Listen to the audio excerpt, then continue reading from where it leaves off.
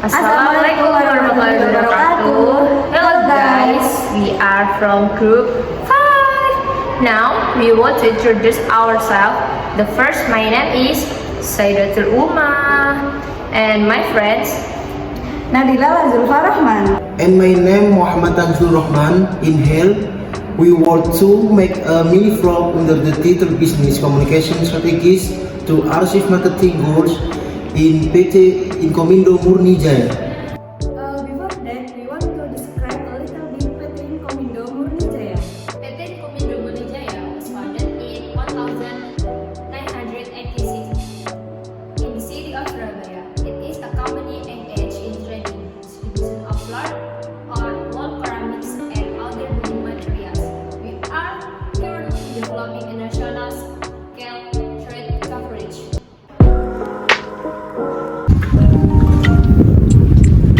Let's follow a journey.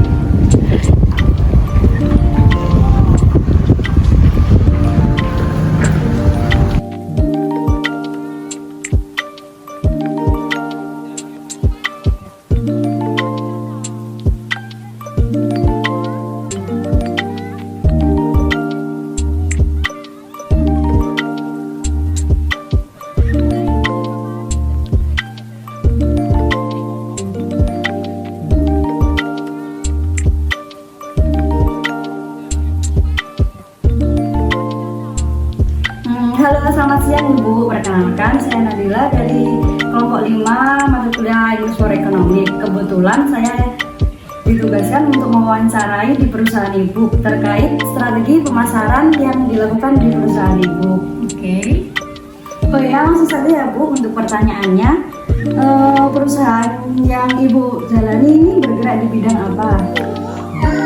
Kebetulan perusahaan yang tempat saya bekerja saat ini itu bergerak di bidang distributor bahan bangunan, khususnya untuk suplai material-material bahan bangunan yang diperlukan untuk perusahaan proyek-proyek di BUMN karya maupun swasta. Kalau gitu siapa yang bertanggung jawab di perusahaan Ibu untuk melakukan pemasarannya ya Bu? Kebetulan ini dari tim saya sendiri yang terjun ke lapangan, sekaligus ada beberapa tim sales saya yang terjun ke lapangan untuk tinjau lokasi proyek. Kalau boleh tahu, untuk di perusahaan Ibu strategi pemasaran apa ya yang dilakukan? Sebetulnya kalau strategi pemasaran sih sesuai dengan yang telah kita lakukan selama ini. Misal kita kunjungan ke proyek-proyek yang sedang dibangun saat ini, contohnya sekarang kan ada perumahan, ada high rise dan sebagainya. Nah itu biasanya kita pertama datang ke lapangan, setelah itu kita sampaikan maksud kita ke proyek itu mau apa sih, mau nawarin apa. Yang kedua biasanya kita bawa brosur apa yang kita mau tawarkan ke proyek tersebut. Nah setelah itu kita buatkan kayak penawaran harga, terus kasihkan sampel fisik supaya mereka bisa evaluasi, sampai akhirnya nanti kan kita akan dipanggil untuk kualifikasi, negosiasi dan seterusnya. Untuk kedepannya, langkah apa yang bakal Ibu ambil di perusahaan ini untuk mencapai tujuan pemasarannya? Sebetulnya untuk langkah selanjutnya sih mungkin dari pihak perusahaan saya lebih aktif untuk berkomunikasi ke klien kami, misalnya karena komunikasi itu yang utama. Misalnya nih kalaupun misalnya dari pihak klien kita tidak membeli barang kita, yang penting kan komunikasi itu bisa terjalin dengan baik. Entah itu misalnya di project saat ini tidak memilih kita untuk join ke project tersebut, tapi kan di lain kesempatan mungkin kita diberi kesempatan untuk join ke proyek-proyek yang mereka kerjakan. Jadi komunikasi itu yang utama. Lalu bagaimana hasil strategi pemasaran yang sedang dilakukan saat ini? Kalau hasilnya sih alhamdulillah dari pihak-pihak klien kami, kebetulan yang paling banyak kan BUMN karya itu mempercayakan kepada kami untuk melakukan pengadaan untuk proyek-proyek mereka sih, karena memang koneksi itu sangat penting. Jadi misalnya sebuah proyek kalau tidak ada koneksi itu kita mau masuk ke dalam suatu proyek itu akan sangat susah, walaupun harga kita murah atau barang kita lebih bagus atau apa. Jadi kunci utama itu balik lagi ke yang tadi itu, koneksi, komunikasi itu harus tetap terus diperbaiki. Lalu faktor apa saja yang mempengaruhi perusahaan dalam menentukan konsumen? Kalau kita memilih konsumen, biasanya kita membuat 3 faktor. Yang pertama itu faktor cara pembayaran, yang kedua rencana supply-nya kapan, yang ketiga itu harga, biasanya seperti itu. Jadi kalau misalnya nih kan kita maunya 3-tiganya ini kan bagus semua kan, tapi kan nggak mungkin. Jadi at least 2 dari 3 itu kita harus dapatkan. Contohnya misalnya harganya nih murah nih, tapi pembayarannya bagus, itu bisa kita ambil. Kalau misalnya harganya udah murah, pembayarannya kurang bagus, nah itu biasanya kita pikir lagi apakah kita jadi ambil proyek tersebut atau enggak. Lalu bagaimana cara membangun komunikasi yang baik dengan pelanggan yang akan perusahaan jadikan sasaran untuk tercapainya tujuan pemasaran? Kalau komunikasi sih sebetulnya bisa dilakukan setiap saat. Contoh yang biasa saya lakukan dengan customer saya, misalnya tidak semua yang saya hubungin itu saat ini sedang ada kontribusi dengan saya. Misalnya keterkaitan saya dengan klien tidak perlu hanya di proyek yang satu ini.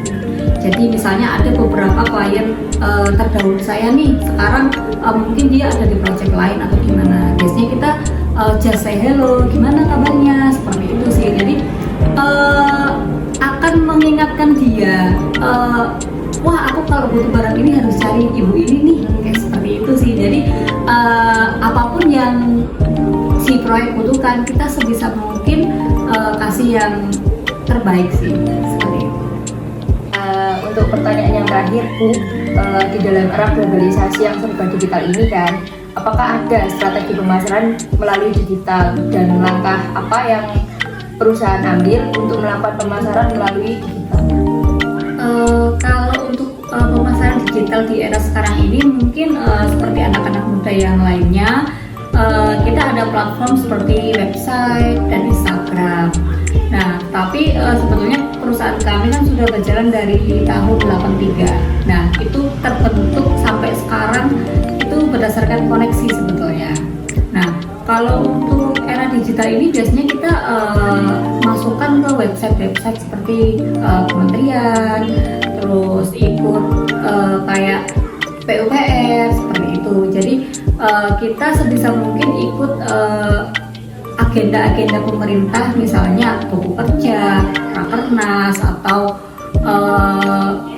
intinya kita selalu update apapun itu, misalnya barang-barang yang kita jual, terus proyek-proyek yang sedang kita tangani, terus kayak testimoni dari klien itu selalu kita masukkan ke website resmi kita supaya memudahkan dari kontraktor-kontraktor BUMN karya untuk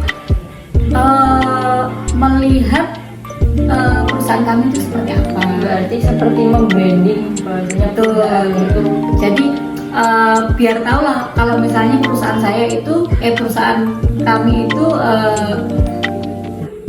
kamu butuh apa, kita ada, seperti itu. Baik Bu, untuk pertanyaan dari kelompok kami cukup, mungkin sudah cukup menjawab pertanyaan-pertanyaan dari kelompok kami. Tadi belum perkenalan, sampai lupa untuk perkenalannya. Saking seriusnya ya. Seriusnya.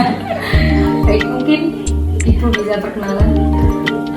Perkenalkan, saya Dewi Ayu Rahmawati. Saya bekerja di perusahaan distributor bahan bangunan PT Inkomindo Purwijaya Surabaya.